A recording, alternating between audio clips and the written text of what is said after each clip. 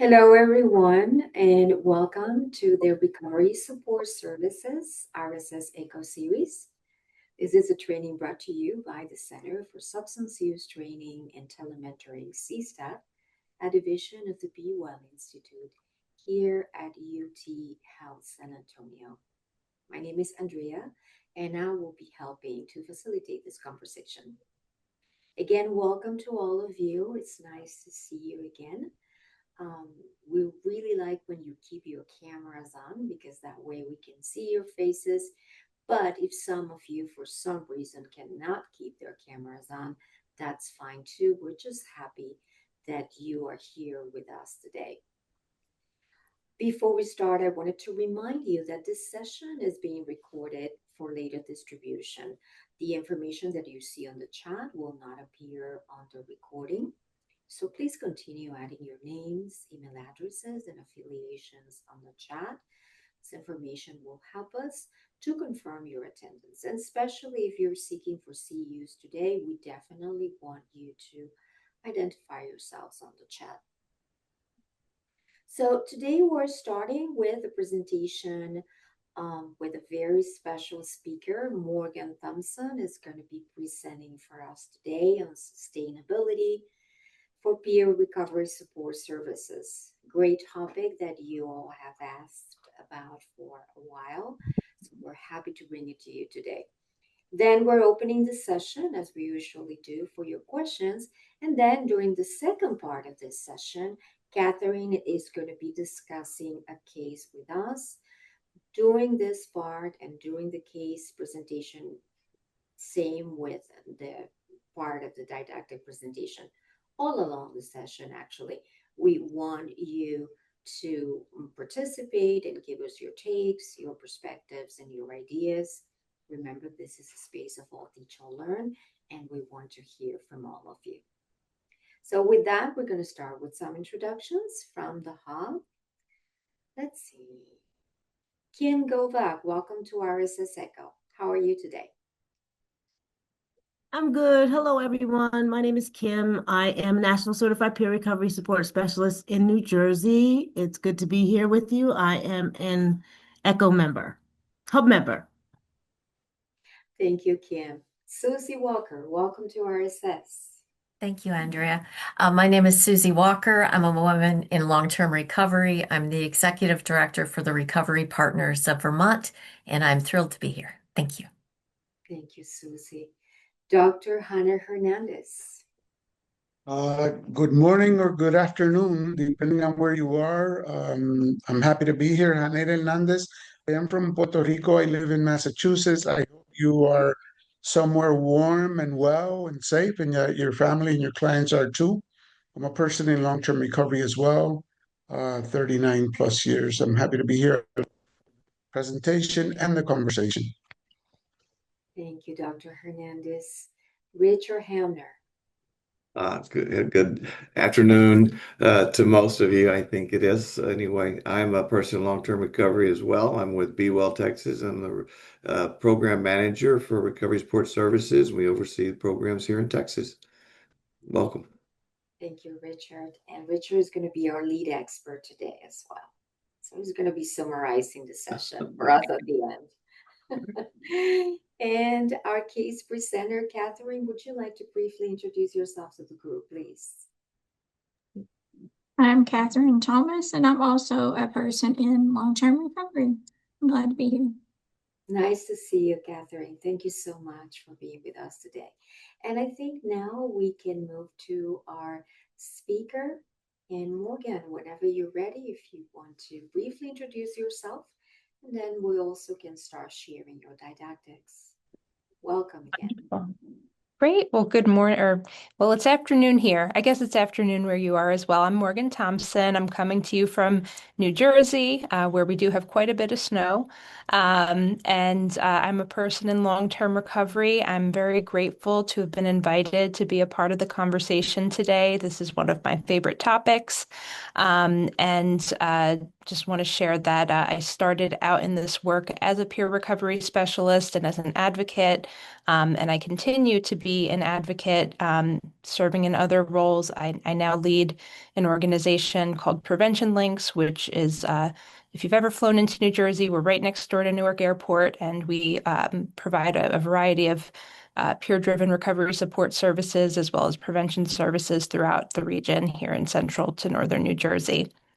And I'm also a board member with the Association of Recovery Schools. So really, really delighted to be joining you. So I'm going to share my PowerPoint. Give me just a moment. And I just want to confirm that we are in the right mode. Does it look okay? All righty. Wonderful. Yes, it looks good. Okay. Thank you. Thank you. So our topic today is from survival to sustainability, financing and strengthening peer recovery support services. No sort of disclosures, and of course, the views are not those of the various parties on the screen. And my hope for this session is to be able to just kind of give a broad overview of the different funding streams that tend to be common in supporting peer recovery support services that I imagine many of you are delivering in various places throughout, the country and beyond.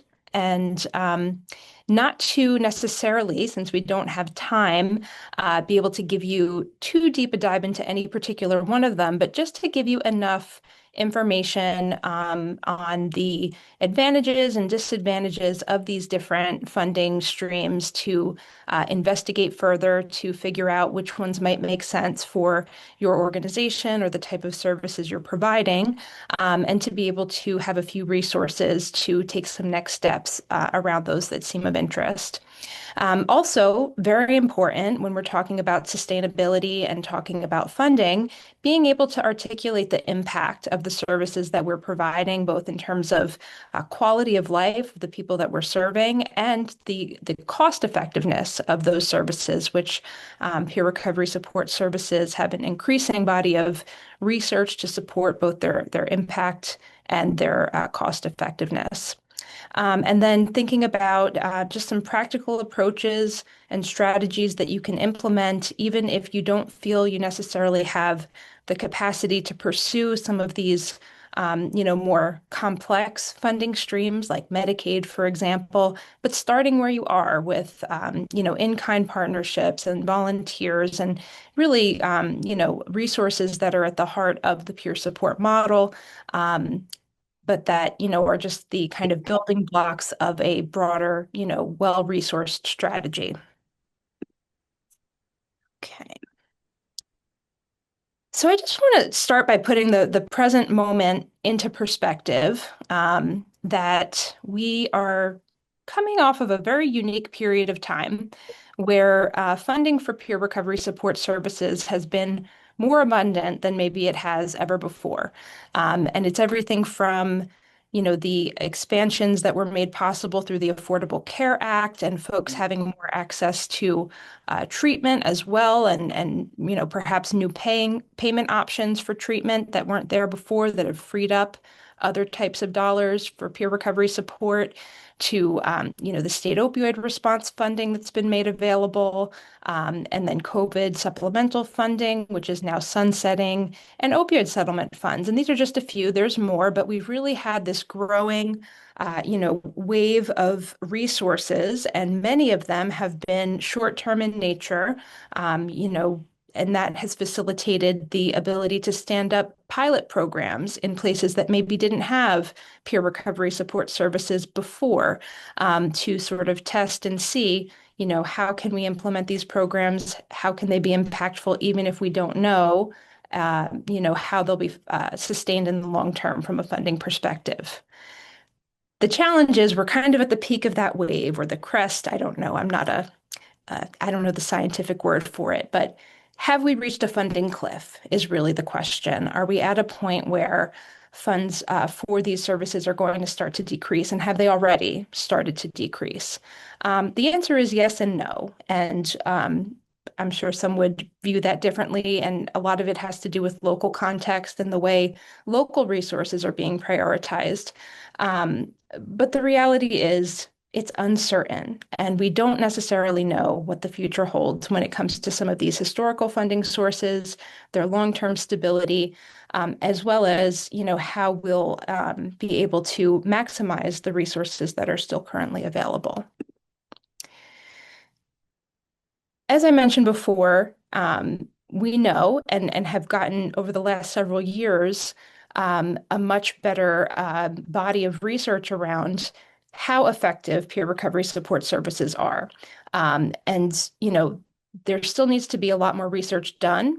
There are tremendous, individuals who have dedicated their research careers to focusing specifically on the impact of peer recovery support services, verifying and continuing to refine and dig into the research around, well, yes, perhaps we see that these services improve quality of life in general, but are we certain that they are improving quality of life for all populations? Are there specific populations that, would benefit from different interventions or different, delivery methods of those interventions as it relates to peer support? So we're really just scratching the surface, but we do have a lot more information that we had before. We have good evidence to support the idea that peer recovery support is a cost-saving strategy. At the same time, it improves outcomes for the individuals who receive those services. We even have some data to suggest that there are quality of life improvements for individuals who deliver peer recovery support services. And that's another area of focus, is looking at the benefits to the peer supporter. So everything from decreased reliance on acute care, reduced involvement with the criminal justice system, increasing the treatment engagement and overall, treatment completion, transitions between levels of care, and ensuring that folks get access to all the treatment that they need, to that long-term housing and employment stability. These are all areas where we have research to support that peer recovery specialists, peer support services are driving improved outcomes and cost savings. And this matters to funders. And we'll talk about how different types of funders may have different priorities and different messages that are going to resonate with them. Some might be most concerned about health outcomes. They might be most concerned about keeping people out of the criminal justice system, and others might be most concerned with cost savings.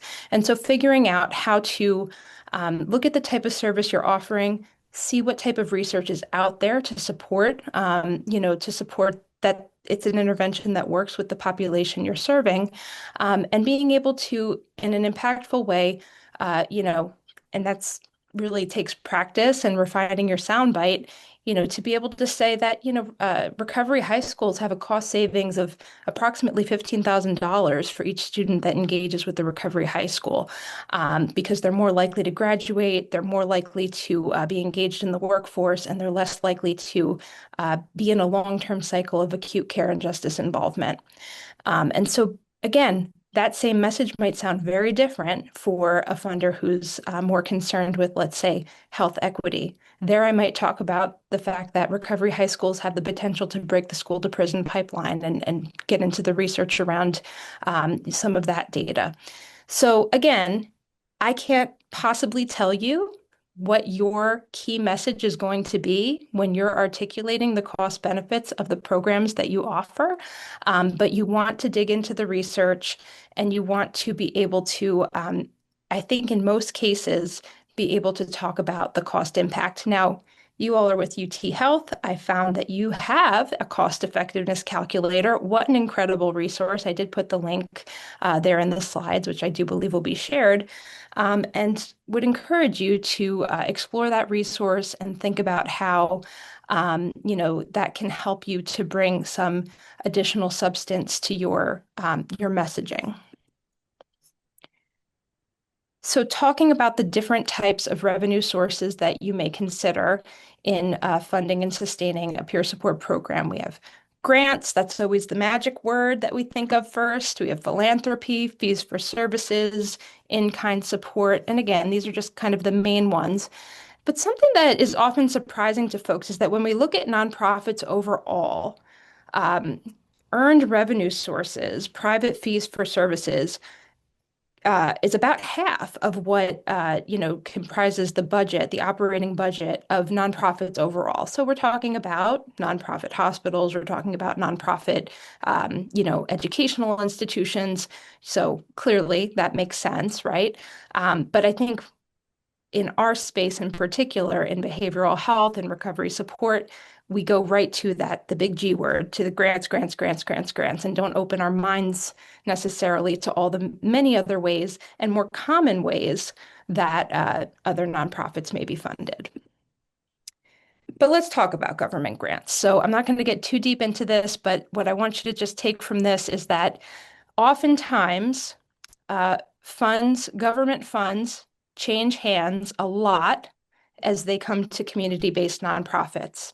For each level that money goes through, if let's say SAMHSA makes a block grant available to the state makes funding available to a county or a municipality, and then they finally competitively contract with a community-based nonprofit.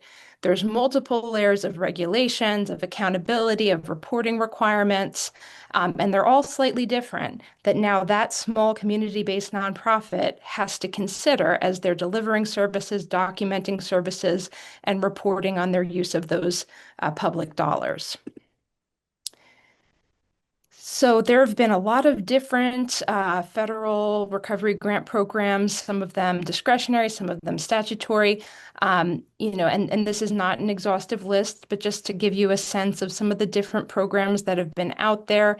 And, while a lot of them have come out of the Substance Abuse and Mental Health Services Administration and HHS, we started to see over the last, I would say, 5 to 10 years, funding coming out of the Department of Justice and the Administration for Children and Families, and more broadly, NIDA and different places that we didn't see before. So this interest in recovery, which in many ways was driven by advocates in the community, but also champions within the take a screenshot. Within the government itself, the Office of Recovery federally, educating, and really advancing, that recovery is, again, cost effective and effective in helping people and something worth making a focus of an entity's funding priorities. Okay. So the reason we like grants so much, right, is that there's a few reasons. In many cases, it provides access to significant funding very quickly, and it lends to the credibility of your organization to be able to say, hey, yes, we have, a grant from SAMHSA. We have we've been awarded a grant from, this single state authority. It speaks to credibility. It speaks to the ability to submit and administer a proposal. And so, there is a certain amount of, that which could potentially lead to more trust from other grant-making entities, both government and non-government. Oftentimes, there's support for evidence-based practices embedded as a priority within funding opportunities. And it can help you to think about your data and evaluation infrastructure. It's often very prescriptive when you have received a federal contract or a state contract. They're often very clear about what you're required to report, which can be a disadvantage too, but it also helps you to build out as an organization your own data evaluation and continuous quality improvement infrastructure. Oftentimes grants are multi-year, and there's some stability in that often, although they always add that little note, that little asterisk at the bottom, subject to availability of funds or subject to appropriation, which, as we've experienced in the last year, can be, interpreted differently, right? Some of the challenges, though, grants are not all fun and games, right? There's a very real administrative burden that comes with administering a federal grant, a state grant, any type of government contract. it's everything from, timekeeping, making sure that staff time is appropriately documented, to making sure that if there are, approval processes for eligibility, that they're followed. So there's really a lot that has to be, documented and appropriately, that has to be retained. You have to retain the records around use of funds. And also, it can be very easy to become over-reliant on grants. In addition, federal priorities can shift, political priorities can shift, depending on when new administrations come in, especially if there are major philosophical and ideological differences. Okay, philanthropy. So there is not a great deal of focus on addiction recovery support in philanthropy as it stands today. I think we all have a role to play in changing that and continuing to engage with private philanthropists. Again, this has a lot of the same challenges as the grant space in identifying. So you have to look at everything from their funding priorities to their geographic focus. What's different is that oftentimes you have to forge a relationship with a foundation before they'll invite you to apply. And I would encourage you to access Foundation Directory online, which is free at your local library if you'd like to explore that. But there's all different types of fundraising. I'm not going to get into the specifics because we're running low on time. But again, you want to think about, what does your organization have the capacity to do right now?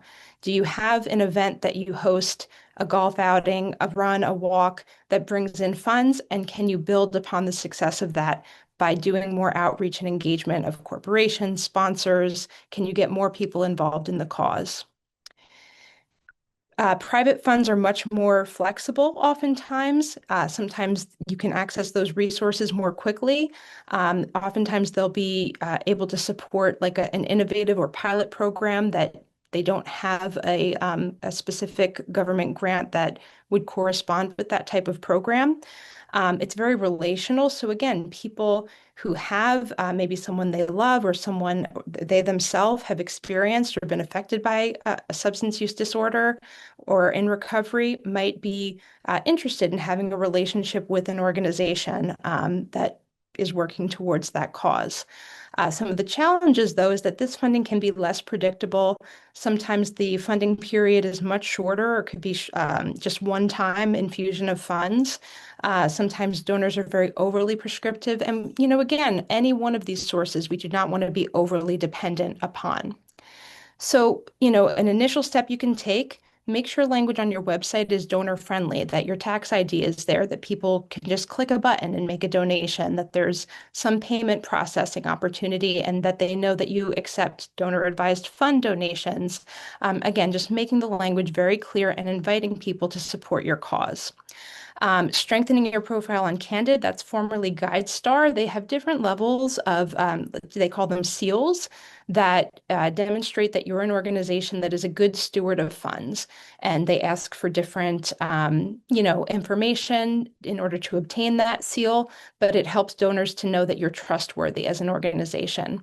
Also, local chambers of commerce are a great place to start to identify volunteers, donors, corporate partnerships, etc.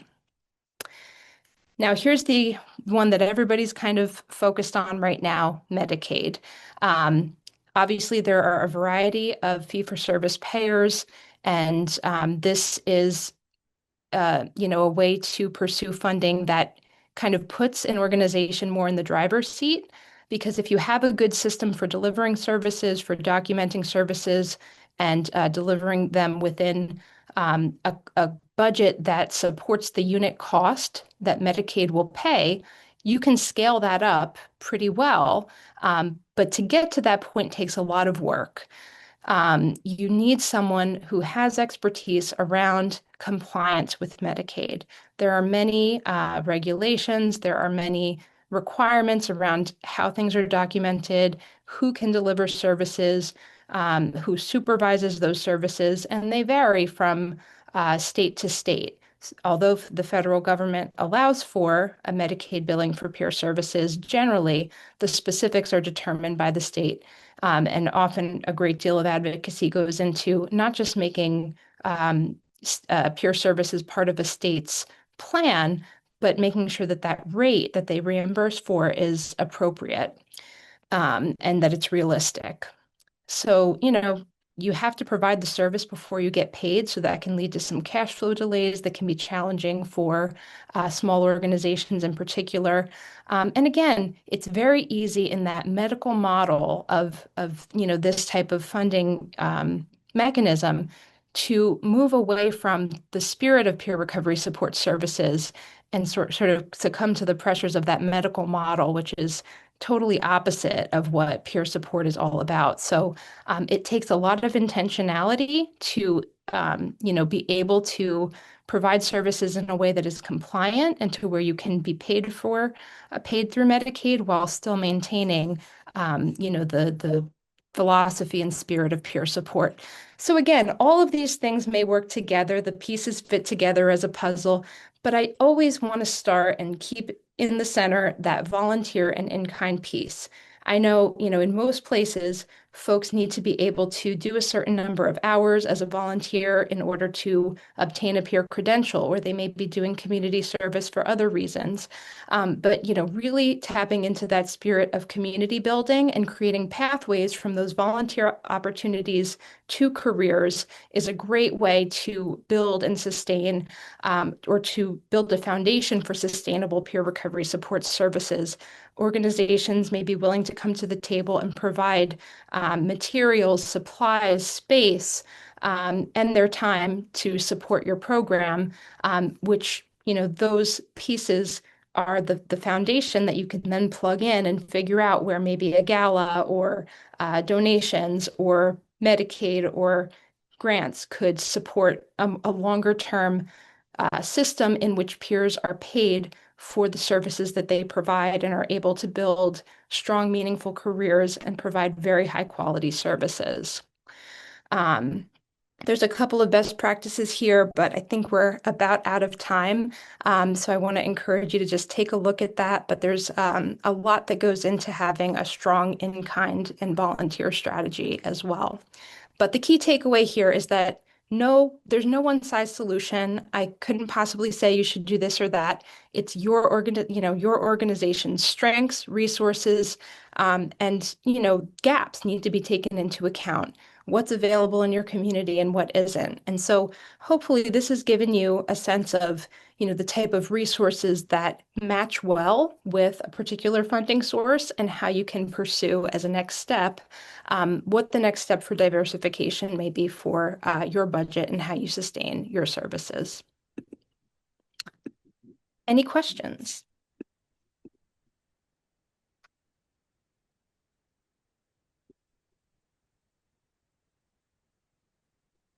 Megan, I just want to say that we all have enjoyed so much this presentation. Thank you again. I think there is a lot of important information here. We want to remind our participants that we are distributing after this session the material that Megan is sharing with us, along with those resources, which of course are, again, great source of more ideas for all of you. Any one of you, do you have any questions or comments? There's so much to say about so many things. I have a comment, Pete Wells. I'm guessing, if I heard correctly, that the slide deck will be available for our files, functional files, to be able to use it. Yes. Is that correct? So send the materials. We always send the materials along with our possession survey after the session, of course. Wonderful. Thank you very kindly. Questions and comments from our group. We have 110 participants today. I'm happy that so many of you showed up today because the topic is so relevant, especially now.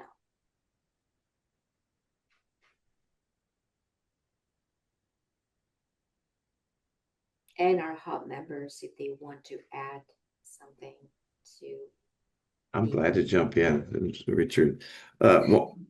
Morgan, I want to make sure thank you so much for that. That was very, very informative. And there's a lot there. So I definitely want to encourage everyone to get a chance to go back and they have any questions, want to forward this on to maybe some of their leadership or administrators. You can go to our website and find this information.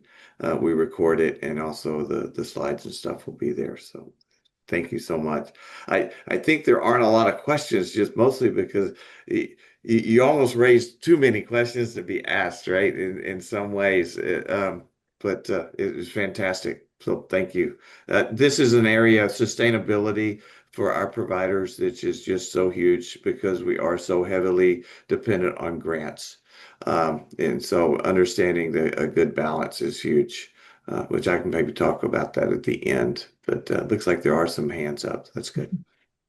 Thank you. And before we go to our participants, I hear that my volume today is very low. I'm sorry. I'm trying to figure out how can I adjust it. So what I'll do is I'll try to speak louder to make sure that all of you can hear me. Susie, go ahead, please. Thank you. And thank you, Morgan. That was just so, it encapsulated so much. I'm especially intrigued by the Medicare option because we in Vermont have been working toward that option for about a year and a half or more, very intentionally, and we've got a goal of July 2027. And we've been trying to contact other states that have already done this, Medicaid for peer recovery work. So I wonder if there's any kind of a compilation of who's doing what, so we don't have to reinvent the wheel. And today I was at a legislative breakfast and we were talking about it quite a bit about how do we take advantage of Medicaid without disrupting the peer nature of our work, the culture that makes our work so successful. We don't want to damage it in any way in pursuit of dollars. So that's much too much to answer right now, of course, but thank you so much for the information. Thank you, Susie. I did just want to react to one thing you said. You know, there are some tremendous resources through the it's now the Center for Addiction Recovery Support, but I think it was under the old PRCOE. They had compiled what's happening across it's 48 states that are that have Medicaid for peer services.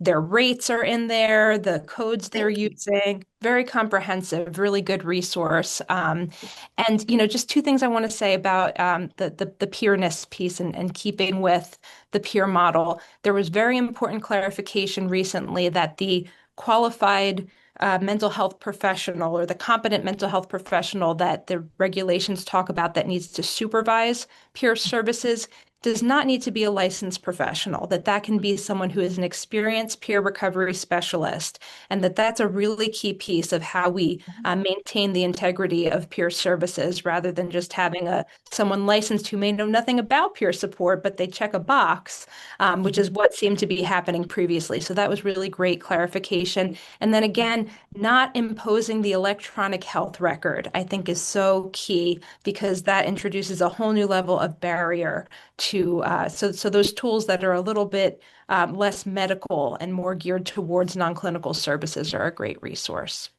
Thank you. Excellent, Morgan. Crystal, did you have a question? No, I didn't have a question. I just had a comment. Thank you, Morgan. That's some really great information. I will be going to get it so I can have that for myself. And I just want to say, being new to this field, and when I got in recovery just many, many years ago, constantly trying to come back and forth and hearing about, peer support now and how it wasn't supported, but the way it's being supported now and the opportunities that we are having is amazing. And that just, makes me myself as a peer support want to even strive more to even help more people, especially with the resources that are being granted to us. Thank you so much, Crystal. That's so good to hear. Kim. Thank you for sharing that, Crystal. Keep up the great work, right? Morgan, my sister from New Jersey. I just had to give a shout out. I'm not the only one. I know Haneda's on here. He knows you too. Thank you so very, very much, right? Sustainability of peer recovery support services. What does funding look like? Not a very drinking this over coffee topic, right? But so very, very important, especially with all of the challenges that we've been having and the scares lately about this being taken away from us and how it's affecting our communities. And you just did a great job, and you were so humble in your introduction, right? Like you've done some really great things in our state, and I'm just really grateful that you were able to come out here and share this information with us too. Thank you. Thank you, Love Kim. you. Mm-hmm. Thank you for recommending me for this. Of course. And Morgan is staying with us for the second part of the session too. And she's more than welcome to give us her take as well on the case. In the meantime, I think we're going to share some announcements and then we'll move to case presentation. So Julio, if you're ready. And remember that to obtain your CEUs today, all you have to do is complete the post-session survey and answer yes to the question related to CEUs. We are dropping the post-session survey in the chat and also will distribute it to all of you after this session. Next. And remember that the Center for Substance Use Training and Telementoring, CSTAT, offers technical assistance. Technical assistance provides expert support to enhance substance use prevention, treatment, and recovery efforts. This is a free service offered to all of you in the community. Next.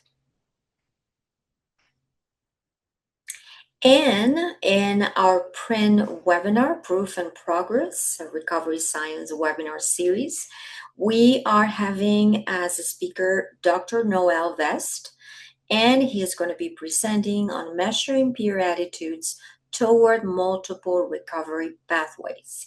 That's Thursday, March 19, and we're sharing the registration link with all of you right now. Please attend. It's going to be great session. Next.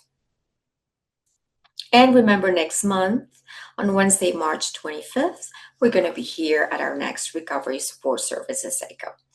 And I think at this point, we can start sharing the case form. And Catherine, if you want to briefly walk us through the case. Thank you. Okay. So again, I'm Catherine Thomas. I'm in long-term recovery, and I have a participant at age 23. She is she's out on bond and works part-time. She reports wanting to stop using substances, but feels under pressure from legal issues. She describes success as complying with court requirements, building healthier relationships, and starting a pathway to abstinence. So the obstacle is ongoing substance use. She takes steps to ensure she passes drug screenings before reporting, which indicates fear of legal consequences. And I just want to clarify here, what she is doing is she's going to the tobacco shop and she's buying a drink where she can drink that drink. She will buy a drug test and see if she's flushed out or clean and passes her own personal drug test before going to the courts and reporting for drug screening. Her feelings of grief and guilt contribute to her substance use.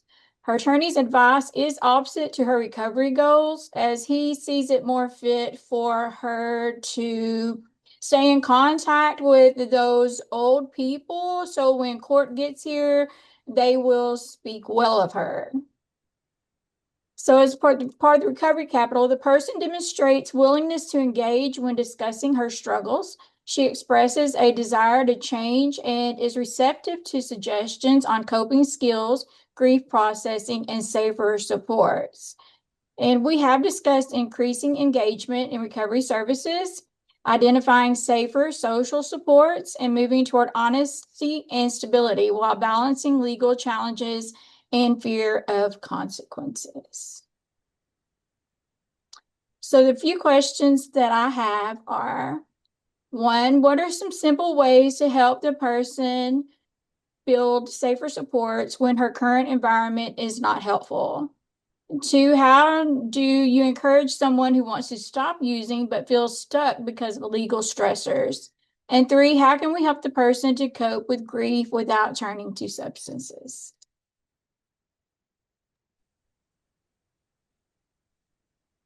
All right, thank you, Catherine. So we're opening the floor for all the questions of our learners in our hub. And just out of curiosity, can you explain again what is the advice that the lawyers are giving her that you think is counteracting with her pathway to recovery in a way? I think you mentioned it, but if you can go a little bit deeper on that.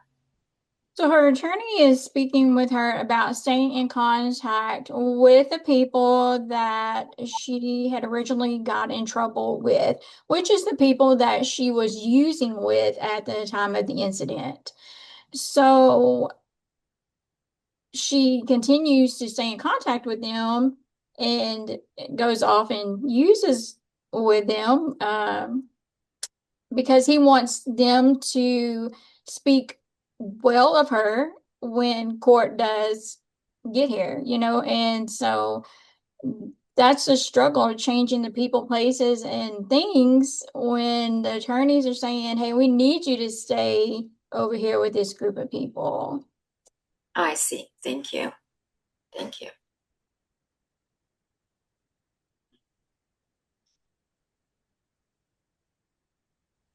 Catherine, I do have a question.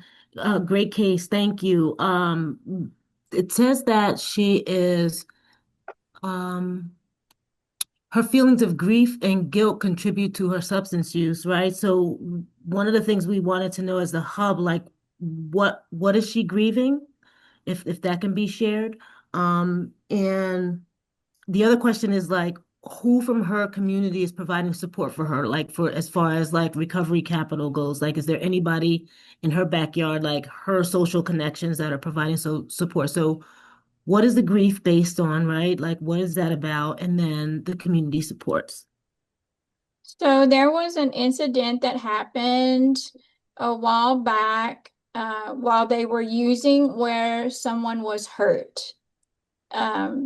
And she's taken on a lot of grief from that and looking to, she could be in a lot of trouble. So, and she just feels really guilty about that. She does have a home group at our church to celebrate recovery. She does have some family that are behind her. Her grandparents are supporting her financially with the help of the attorneys and things like that. So she does have help, and she does have group. She does have church family, and she has also, I've shared with her about grief supports, but she has not attended any of those yet. Thank you, Catherine. Brad, you have a comment here in the chat. Would you like to unmute and share a little bit more about that? Yeah, I was just going to say, like, I mean, I've just never had a situation in the years I've been doing this where an attorney's legal advice is in direct contradiction to recovery advice. No, we necessarily give advice, but we do give options, right? And so usually those options will include people, places, and things, and changing our environment if we want to change our life, right? So, yeah, so like it's a real, for me, just looking at this case, it's like a tug of war, and it's hard for I thought this would be a really good one too when she brought it up because what do you do? It's a hard situation. I mean, you tell her, well, recovery's would seem to say this, but yet how can I tell you not to do what your lawyer's telling you to do? I'm not that we tell people to do again, but like, it just puts her in a very very unique situation. So. Thank you. Thank you for saying that. Regina, did you want to add something or do you have a question? Yeah, I feel the same way about the attorney, but then I guess too, staying in touch with them doesn't mean that I have to be all emission engaged with them, and because honestly, I could just, I could say, yeah, you could be cordial or, call and say, I'm gonna have to kind of sever the ties a little bit because of what's going on. You don't have to be ugly about it, but just being in touch with them and all that's what's blowing my mind right now. But I would think about the safety, and my safety and trusting the process, and I would encourage her to trust the process. And it sounds like she has a decent support system, and she can lean more into that, her support system, and then just encourage her, to trust the trust in the process and the outcome, and learning, to kind of focus more on the feelings and emotions, given some strategies and techniques to deal with those feelings and emotions other than using, maybe even role play, or and get the family more involved, or the church members she's doing Celebrate Recovery, maybe they can be more involved in encouraging and motivating him, because Celebrate Recovery to me, she's going the spiritual ride with the church, so they can, and nothing in this world happens by mistake. It's a lot of different avenues that she could go, with that, platform there. Thank you. And I see Sharon Headley. Do you want to mute yourself and tell us a little bit more about that?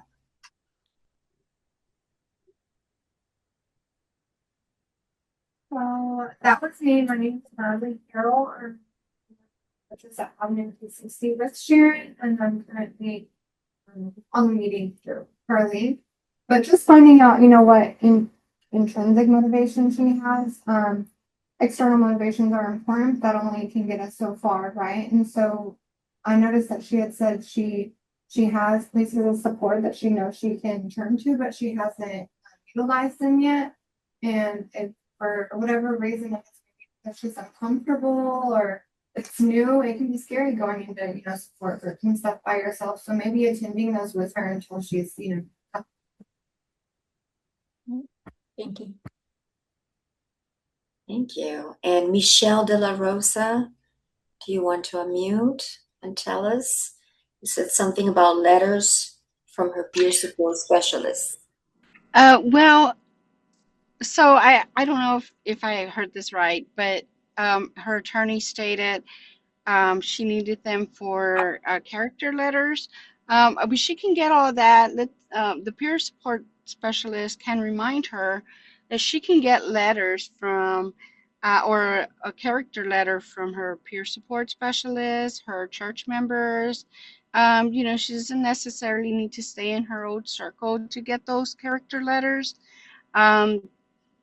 So that's what I wanted to remind you guys or whomever. Great suggestion. Thank you. Yeah, of you're course. welcome. Thank you.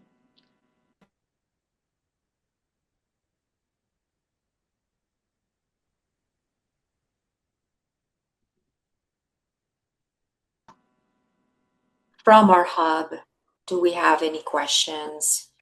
I do. I'm just going to say it sounds like the grief is attached to what could be an external consequence for her, right? So what kind of grounding techniques or tools can she use, right, to help her get through this moment, right? Like if I don't need to know what the circumstance is, but what can she do to process that out, right? Like what is a safe space for her to be able to share about what's going on with her?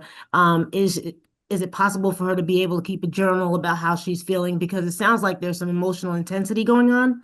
And so like what skills does she have, or could she be taught or helped along with to help her process this out, right? Because it sounds like it's ongoing. It was a result of an injury, and it sounds like it's something that's ongoing. Like an outlet. Thank you. Carla Fauché. Hi. So all of my clients are incarcerated, so there is no grief support group. There's not much support. But what I've been able to do is share my own story and go over different ways I've dealt with grief, because I've had a lot of grief in my life. The most popular one, which they can't do, is they like to write the letter and when they get out, burn it. And that's been very cathartic for most of them. Others will just write the letter and hold on to it as a way to say goodbye to their grief. Everybody's got a different way of grieving. Everybody has a different way of handling it. So I've found that trying to figure out what way works best for them and tying it to my own story on how it's helped has been very effective with the inmates. Great, thank you. Dr. Hernandez.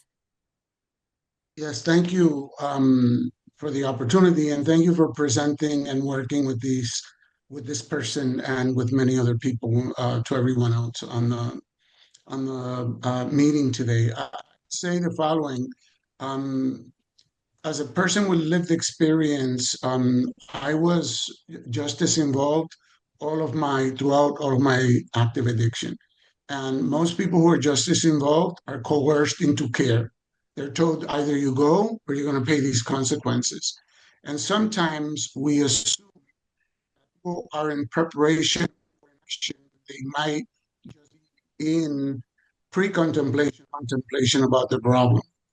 And so, a recommendation in terms of basic stuff that you asked for is to utilize motivational interviewing and utilize stages of change to first identify stages, plural, not age, but stages she's in, and be different. Because some people are in contemplation for one, contemplation for another, for something else. Support messaging has to be different depending on the stage. It sounds to me like she elected faith-based from what I heard, but I'm not 100% sure as a pathway for her, or maybe she was coerced into that. I don't know, but it would be important to have options. People who are just as impacted have a lot of towards that system because that system dehumanizes people. And so to normalize that anger towards that system becomes extremely important. And to use more motivational interviewing to do something that was suggested earlier, to help her go from extrinsic motivation to intrinsic motivation. I went from prison to treatment, not because I wanted treatment, but because I wanted to get out of jail. The people who worked at that treatment facility work to humanize me, treat me with compassion, with empathy, with decency, respect. And I went from that extrinsic motivation to saying, no, I need to be here because of myself. This is what I need to do. When I hear you say that she does all these things to come up with not a positive urine, it tells me that she's really resourceful, that she has skills, that she has knowledge. While some people might view that as manipulation, I don't. I view it as a person who is trying to work the system, right? And so how do we help her utilize all that motivation, all of that knowledge, so that she can come through this in a positive way? I know that that's a lot, but really basic motivational interviewing and assessing for stages, plural, and then designing your approaches according to the stage. In other words, someone who's in pre-contemplation, the messaging is not about, you need to go to treatment, you need to go to treatment, is to get you from contemplation to contemplation, which implies, do you believe that you have a problem? Is this something that you want to do? What are your goals in relationship to this, right? And then finally, I'll say this. That lawyer is putting her at risk, and we've identified that here. No one has said, someone needs to have some communication with that lawyer and say, listen, to what you're recommending is a risk factor.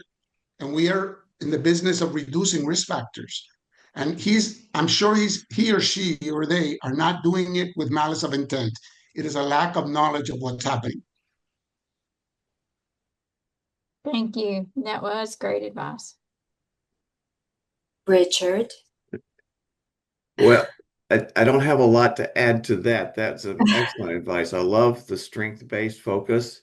and really taking those and really thinking outside the box. But one of the things I wanted to add is we talk about the grief and we talk about the guilt and everything else. And what really stands out to me when I hear those words is the trauma, right? It's like the trauma that's going on here and recognizing that as peers, we work in a trauma-informed care uh, environment, right? And so I think Dr. Hernandez said it best as far as just compassion and empathy and being able to work with that person and help her recognize that she's valued and that she's, and that those kinds of things and working from a strength perspective.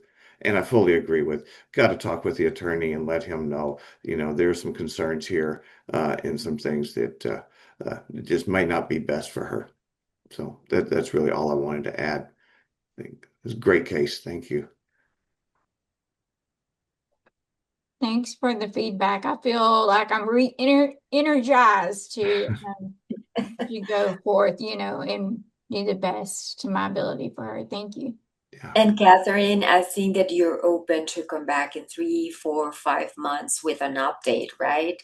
Just to see what happens and if some of the advice or the suggestions that we gave you here worked for that person. Hopefully that's going to be the case. Yes, so you're and more I'm than going to welcome. use it. I'm going to use Yeah. it. Thank you. Okay, good. Other questions or suggestions for Catherine? Or in general about the case? I have a quick question.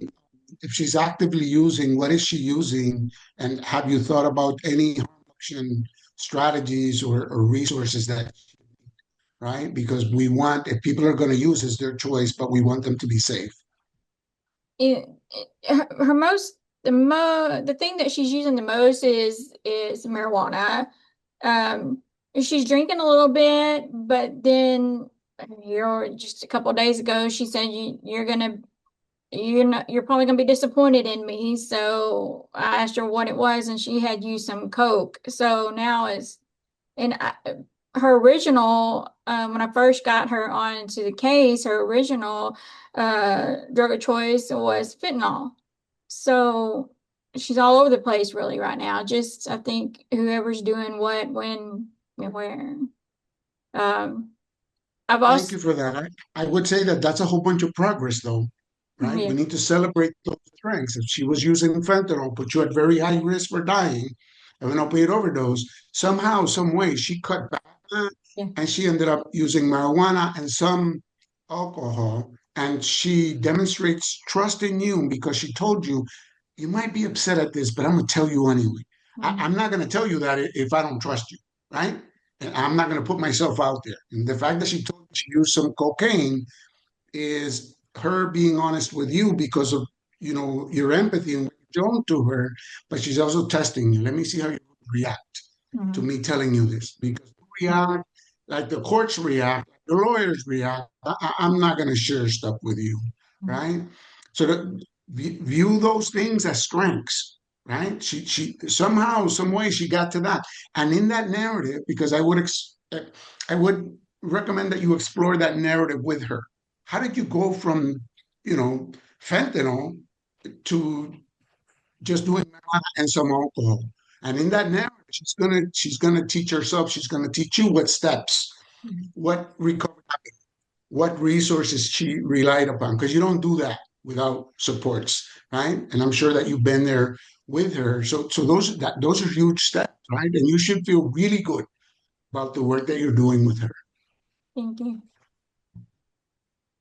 And I think in the interest of time, I'm going to allow Richard to give us a quick summary before we wrap up the session. Well, I'll do what I can. It was a great session today. Morgan, thank you so much. One of the things I wanted to point out is you had one slide in particular. They were all very good, but the one that really kind of stood out to me when I think about sustainability for organizations is really recognizing those cost benefits of what peers have and the value that they have and what they bring to the community. I really thought that spoke volumes.